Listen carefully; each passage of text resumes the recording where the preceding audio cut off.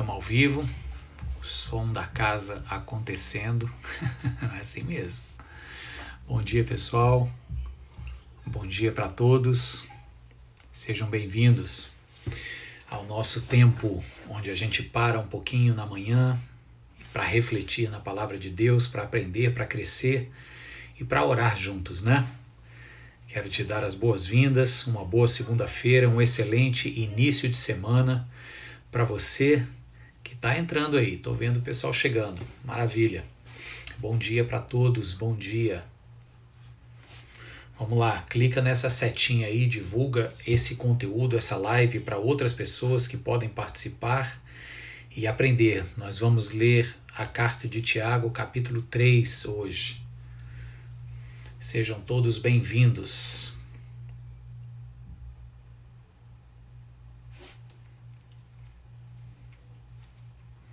Bom dia, bom dia. Bom dia. Estão ouvindo aí, ó, o pessoal aqui na maior discussão aqui do lado de fora. Hoje é dia de faxina aqui. Aí a Cíntia com um aspirador numa mão e o celular na outra, assistindo a live, participando. Bom dia para vocês. Nós estamos nesses 2 minutinhos que a gente espera o pessoal chegar. A gente vai ler o capítulo 3 da carta de Tiago. Se você já quiser abrir e deixar pronto aí, nós vamos refletir em um texto super necessário para nós em todo tempo, em todo lugar. Tiago, capítulo 3, a partir do verso 1. Eu vou ler agora, já passaram uns 2 minutinhos que eu sempre dou para a turma aí entrando, para você divulgar o vídeo, e eu te convido a gente orar. A gente começa e termina com oração aqui no nosso estudo. Vamos fazer assim então? Pai querido, queremos agradecer o Senhor por mais um dia de vida, pela saúde com a qual o Senhor nos brinda, pela semana que está diante de nós, meu Deus, e sejam quais forem os desafios que essa semana trouxer, que o Senhor nos encha com a tua força, Deus, com a tua alegria, como foi ensinado ontem, com o teu amor que lança fora todo medo. E que estejamos de pé na força do Senhor para os desafios que vierem nessa semana que se inicia. Pai querido, que a tua palavra agora nos encha a mente e o coração, nos desafia a uma vida mais reta contigo, cheia do Senhor e cheia de propósito. Que seja assim, meu Deus, em nome de Jesus. Amém e amém. Golinho de água aqui.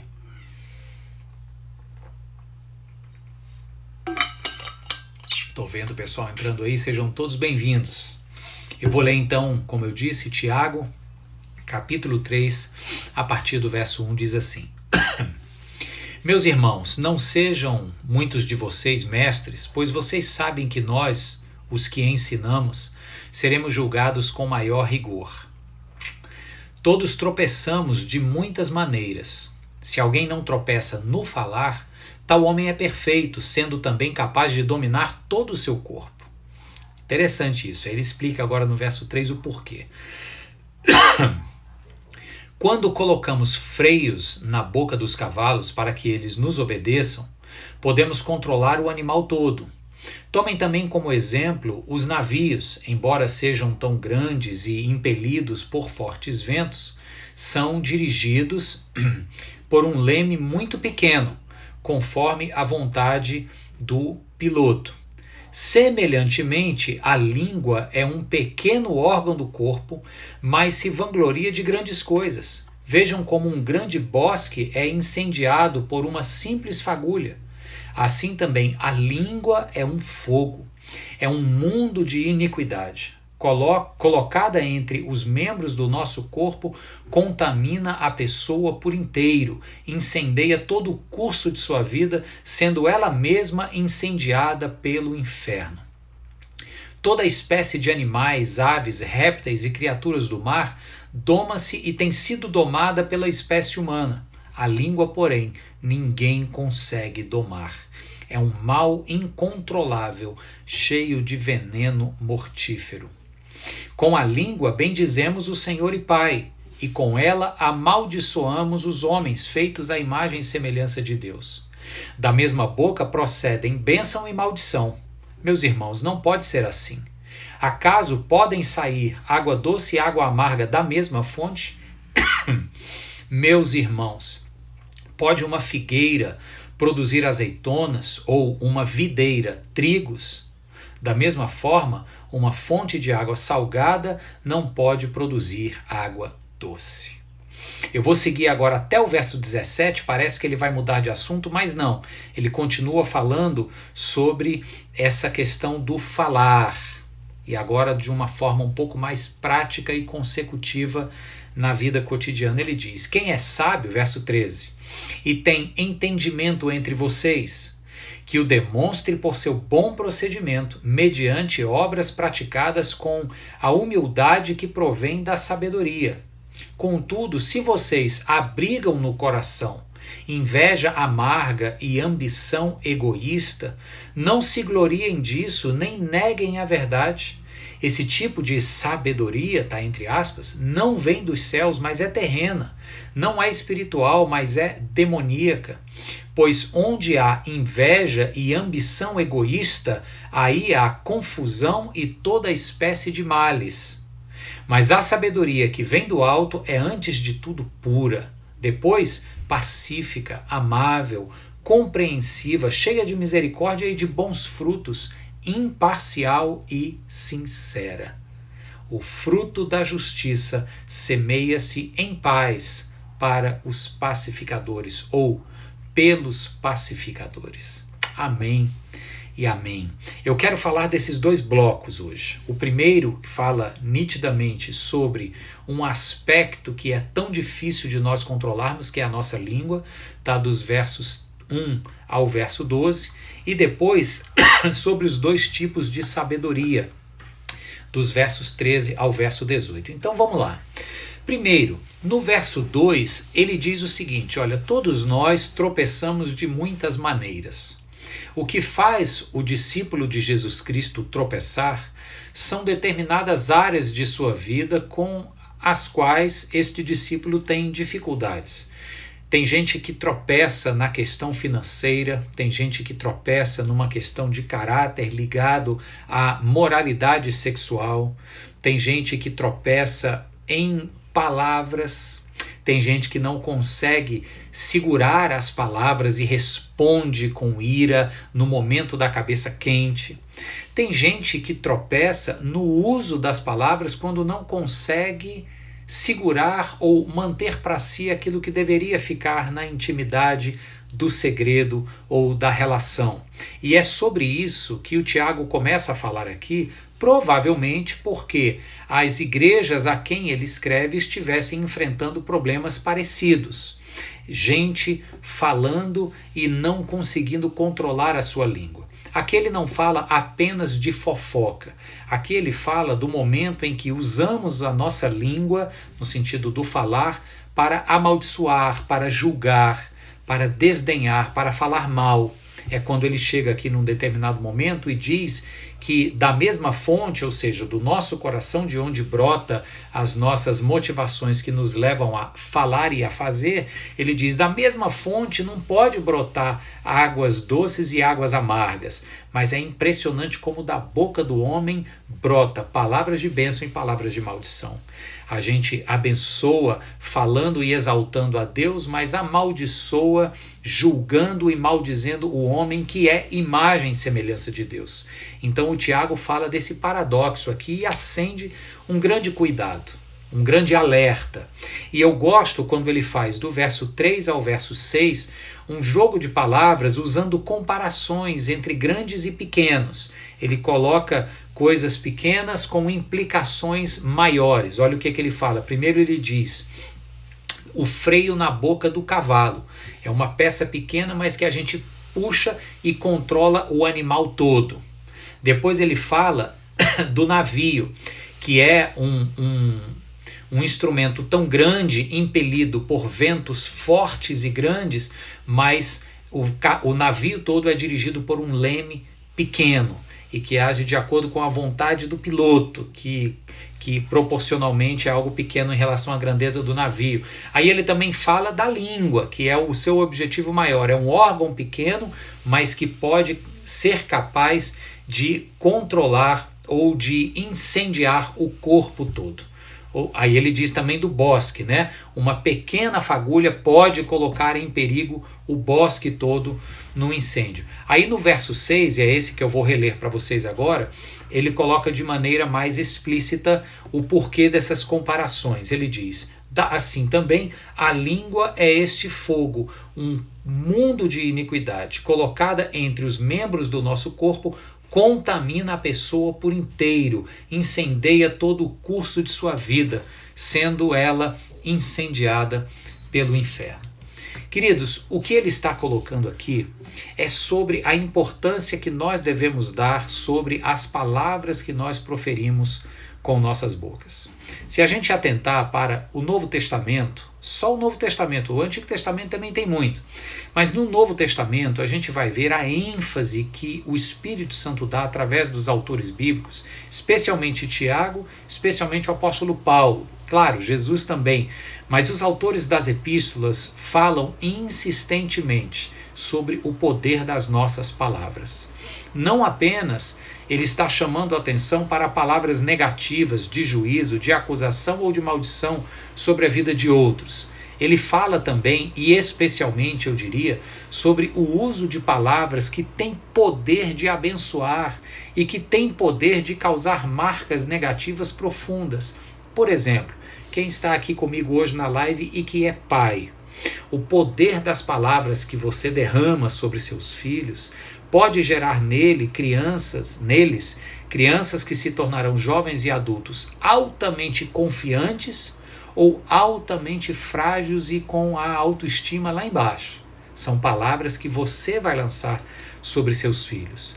No casamento, na vida a dois, nas relações amorosas, interpessoais, a palavra que você lança pode fazer o teu cônjuge ou parceiro alguém confiante no teu amor por ele ou eternamente desconfiado.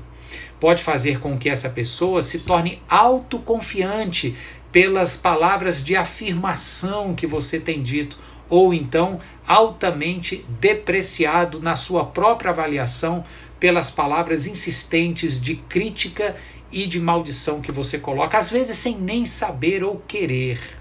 Então perceba que o que Tiago está dizendo é o seguinte: da mesma forma que uma faísca pode causar um grande incêndio no bosque, da mesma forma que um pequeno leme, movido pela vontade de um pequeno homem, pode levar uma grande embarcação para cá ou para lá, a nossa língua tem o poder de abençoar profundamente ou de amaldiçoar profundamente. E aí vale a pena a gente trazer à mente aquele sentimento gostoso que nós temos quando a gente está perto de pessoas que têm se acostumado ou talvez se disciplinado a usarem a sua língua para abençoar, para falar coisas boas. Não é apenas aquela pessoa que vive com aquela palavra, eu sempre digo isso, né? Aquela palavra positiva que é importante, mas que se for usada de maneira superficial e irresponsável, acaba caindo em descrédito. São pessoas que de maneira honesta e legítima têm usado as suas bocas para abençoar. Ela percebe sim diversos aspectos negativos, mas até para falar das coisas negativas, ela tem um approach, uma abordagem positiva, né? Por exemplo, gente que olha para a atual situação do nosso governo, né? Sem entrar nos partidarismos, né? Quem gosta e quem não gosta, mas a gente percebe aí as coisas negativas. Por exemplo, acabei de ler agora de manhã a operação da Polícia Federal para a investigação de um possível superfaturamento na compra de respiradores mecânicos para o município de Fortaleza. Aí tem gente que olha e diz assim: isso é um absurdo, esse prefeito roubando, isso é que falta de vergonha. Veja, a notícia é uma investigação da possibilidade de superfaturamento. Aí a prefeitura do outro lado diz, não, isso é uma afronta, isso não tem razão de ser, pode investigar, as contas estão abertas aí. Aí tem gente que olha e já desdenha, maldiz, está sempre negativo, está sempre apontando o dedo. Aí tem gente que olha e pode olhar e dizer o seguinte, rapaz, que coisa séria. Se isso se confirmar verdade, será uma tristeza muito grande. Vamos orar para que Deus traga clareza a essas investigações. Eu torço para que não seja verdade. Vamos orar para que o Senhor mantenha firme os nossos governantes, dando a ele boas razões e motivações para lutarem pelo nosso povo. Parece meio utópico, parece meio inocente, eu sei. Existe corrupção na política? Existe, mas tudo começa com a disposição do seu coração de olhar ao seu redor e dizer, serei eu alguém cuja boca está sempre levantando desconfiança e acusação, ou serei eu aquela pessoa cuja língua estará disposta a abençoar, a dar o benefício da dúvida e orar para que Deus confirme as boas intenções do governante, ou seja lá quem for. Deu para entender? Eu peguei um exemplo bastante controverso e perigoso, mas é bom porque ele é atual. E nesse momento agora em que a gente lê tanta notícia, em que a gente vê tanta coisa, cabe a você. Como é que você vai pronunciar palavras agora diante da tua família, diante das pessoas com quem você convive? Eu tenho gente que eu converso e lido nas redes sociais diariamente que só conseguem pensar na cova coletiva lá de Manaus, no número de morte, na tragédia econômica. Gente, pelo amor de Deus. Tem gente também, por outro lado, que ainda está na negação de dizer, não, isso é só uma besteira, Deus é maior, vamos para frente, não tem nada demais acontecendo. Não, o momento é sério. Agora, eu faço a opção de manter a minha mente e, consequentemente, a minha boca voltada para palavras de bênção. O momento é sério, mas eu prefiro falar da vida do que da morte. Tem números de morte? Sim, mas vamos falar como o espírito de vida pode trazer conforto e consolo aos corações enlutados, e vamos celebrar também a quantidade de pessoas que estão sendo curadas. Eu mesmo estou aqui bonzinho, estou com essa tosse ainda, mas quem me conhece sabe que eu tenho essa tosse desde sempre, né? Uma questão do meu refluxo, vai e vem, talvez ainda resquícios da convalescência do Covid, mas estou bem demais, graças a Deus, estou no 16º dia dos sintomas. Então vamos celebrar a vida, que da nossa boca saiam palavras de alegria, palavras de confiança no Deus em quem cremos, palavras de vida. Amém, irmãos? Que você seja um portador de uma mensagem viva da parte do Senhor, e que desta fonte aí saiam mais palavras de bênção do que palavras de maldição. E aí, quando ele passa, então, a partir do verso 13 para o segundo momento, e eu queria agora vir aqui para ele fala de dois tipos de sabedoria para a gente. Ele diz assim, ó, verso 13, quem é sábio e tem entendimento entre vocês? Que demonstre essa sabedoria e esse entendimento a partir de um bom proceder. Olha como ele cai na prática agora. Lembra que eu disse que a carta de Tiago é extremamente prática? Ele diz que demonstre então essa sabedoria. Que sabedoria é essa? Ó, vamos fazer o link. A sabedoria lá em cima, para usar a minha boca para bem dizer. Usar a minha boca talvez para ficar calado, para não responder na hora da raiva. Demonstre essa sabedoria num bom proceder, mediante obras praticadas com humildade, que provém de sabedoria de Deus. Não abriguem em seus corações, aí eu queria te chamar a atenção para essas duas coisas que ele vai repetir mais aqui na frente no verso 16. O verso 14 diz, não abriguem no coração de vocês inveja amarga, nem ambição egoísta. Verso 16 ele fala a mesma coisa, onde há inveja e onde há ambição egoísta, há confusão e toda espécie de males. Gente, preste atenção aqui agora. Uma boca que não se controla e que, sem nem perceber, entra neste ciclo vicioso de proferir palavras de maldição. Preste atenção, a gente nem percebe, Porque se percebesse, a gente teria algum problema sério, fala a verdade. Se a gente se percebe alguém que está sempre maldizendo e continua, a gente está com algum problema.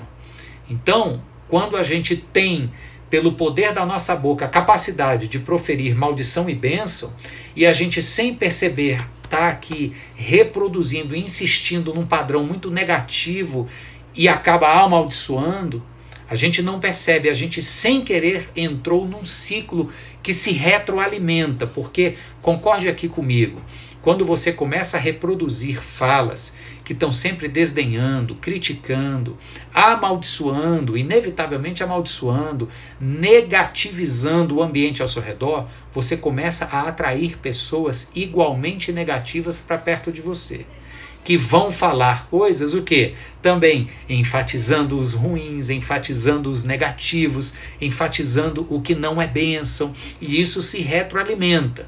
Então, quando a gente entra neste ciclo, a consequência natural é o quê? Inveja amarga e ambição egoísta.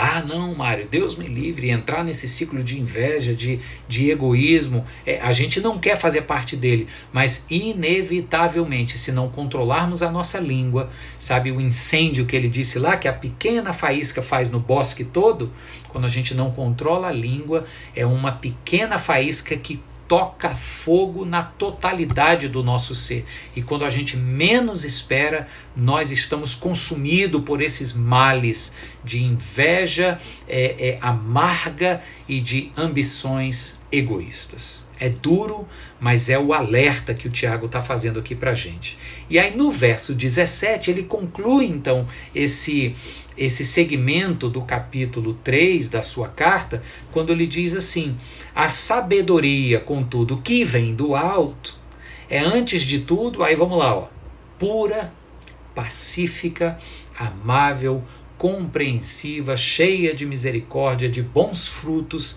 de imparcialidade e de sinceridade. Vale a pena a gente pensar aqui em cada um desses pontos. A sabedoria que vem do alto, ela é pura, vem de Deus, tem pureza, promove a paz, amável. Nós falamos ontem no culto sobre o amor que vem de Deus, que nos torna plenos, completos, teleios. É compreensiva. Gente, aqui eu faço uma pausa para te dizer o seguinte: a sabedoria do alto precisa nos fazer pessoas compreensivas. Por quê? Porque é da compreensão do alto que a gente precisa para ouvir alguém que está dentro deste ciclo de negatividade, trazendo uma palavra negativa para você, cheia de tudo que não é bênção. E chega para você essa palavra e você pode receber, reproduzi-la e tocar mais fogo ainda. Ou você pode receber esta palavra e usar da compreensão que vem do alto para entender de onde esta palavra está vindo. Às vezes aquela pessoa está ferida pelas circunstâncias que a cercam, pela história de vida que ela tem. Sabe aquela ilustração que eu sempre uso da locomotiva? Ela tem o carro da locomotiva lá na frente que puxa uma série de vagões. Tem gente que traz em seus vagões muitas experiências negativas. Então, quando uma pessoa dessa chega para você rodando neste ciclo vicioso de negatividade e derramando sobre você essas percepções exageradamente críticas, desdenhosas e amaldiçoadas de sua visão de mundo, você vai olhar e vai dizer: não, peraí, deixa eu compreender de onde vem. E aí, por isso ele diz que logo em seguida ele diz, é cheia de misericórdia. Sabedoria do alto ouve de maneira compreensiva de onde está vindo esta influência negativa, compreende e derrama misericórdia e diz assim: peraí, cara, vem cá. Você está falando isso aí, você está percebendo o mundo desta forma, porque talvez você precise repensar muitas áreas da sua vida. Talvez as circunstâncias que te cercam, a história da sua vida tenha sido difícil. Vamos aqui, vamos orar juntos. Deixa eu lhe apresentar talvez uma visão diferente sobre esta mesma realidade. E quem sabe juntos vocês podem construir um discurso novo. E talvez daquela fonte de onde estava vindo maldição, por influência sua, em nome de Jesus, possa passar a jorrar agora bênção. É difícil, mas é um desafio. Cheia de misericórdia, e a consequência ele continua dizendo, cheia de bons frutos. O fruto da justiça semeado em paz pelos pacificadores. A sua língua, por fim, precisa ser um instrumento de pacificação e não um instrumento de incêndio na vida dos outros e no ambiente que te cerca. Que o desafio desta palavra encontre a mim e a você hoje. Que a presença de Deus em nossas vidas faça com que as palavras que saem das nossas bocas sirvam para apagar incêndios e jorrar água viva sobre o mundo que nos cerca, sobre o nosso casamento, sobre a vida dos nossos filhos, sobre o nosso ambiente familiar, sobre o nosso ambiente profissional, sobre as pessoas que nos cercam, porque da mesma boca pode vir bênção ou maldição. E hoje nós queremos dizer em nome de Jesus que dessa boca aqui não virá a maldição que se evidencia quando a gente fica reproduzindo negatividade, visão pessimista, visão exageradamente crítica que só enxerga os aspectos negativos. Eu decido, diga em nome de Jesus, eu decido que da minha boca virá palavras de bênção vindas do alto. Que o Senhor me dê discernimento, que o Senhor me dê do seu Espírito e que eu possa ser um instrumento para trazer refrigério com palavras de bênção, doçura, porque desta árvore aqui sairão frutos doces em nome e para a glória de Jesus. Amém? Começa com uma disposição do seu coração e acontece de maneira prática nos eventos e nas oportunidades do seu dia em que você será usado para falar. Deus abençoe a sua fala, as suas palavras, a sua língua, em nome de Jesus. Vamos orar? Deus amado, Deus querido, que tremendo desafio para nós, Deus. Para muitos de nós, que tremendo tapa na cara, Senhor. E é bom essa paulada logo de manhã, no início da semana, porque a gente lembra o quão sujeito e o quão suscetível nós estamos de, sem querer, muitas vezes, levar uma palavra negativa que acaba incendiando as relações ao nosso redor e tocando fogo dentro de nós mesmos. Te pedimos perdão, Senhor, por todas as vezes que da nossa boca saiu palavras de desdém, de críticas, que do nosso coração, ó Deus, veio sentimentos de amarga inveja ou de egoísta ambição. Nós te pedimos, Senhor, que o teu Espírito nos encha, Deus, que sejamos perdoados por isso e que, cheios do Senhor, sejamos nós fontes de palavras doces, abençoadoras, em nome de Jesus, no mundo ao nosso redor. Nós te pedimos e te agradecemos. Amém e amém. Glória a Deus. Maravilha, pessoal. Que bênção esse estudo de hoje. Se você foi abençoado por isso, passa esse estudo para frente. Já daqui a uns 10 minutinhos, ele vai estar lá no YouTube da igreja IP Nova Jerusalém e você joga esse estudo para frente. Pode ser que a pessoa que recebe esse estudo vai achar que você está chamando ela de fofoqueira, né? Mas não, brincadeira. Eu creio que essa palavra é uma palavra de bênção para nós. Ela começa muito mais com autocrítica do que com denúncia do outro, né? Se você disser assim, tem aqui um controla a língua e que precisa ouvir essa palavra, meu amigo, aí você já começou errado. Ouve de novo esse estudo para consertar o teu coração em primeiro lugar. Gente, 2 avisos importantes. Primeiro, terça-feira, agora, amanhã de noite, se eu não me engano é às 7h30 da noite, eu vou participar de um bate-papo com o jornalista Fábio Campos no programa Focus.jor, de jornalismo. Acessa lá, segue o YouTube, vai ser pelo YouTube. Na quarta-feira, na terça-feira, a Cíntia também tem a sua live para as mulheres, mas o aviso que eu quero que você grave mesmo é do sábado. Às 19 horas teremos uma live bacana de louvor e adoração direto lá da nossa igreja. Então marca no teu calendário, no YouTube da igreja, sábado, uma live de louvorzão para a gente passar ali 1h30 louvando ao Senhor, ok? Que Deus te abençoe, em nome de Jesus, e até o nosso próximo encontro, quarta-feira que vem. Cada igreja, cada lar, uma igreja. Tchau, tchau.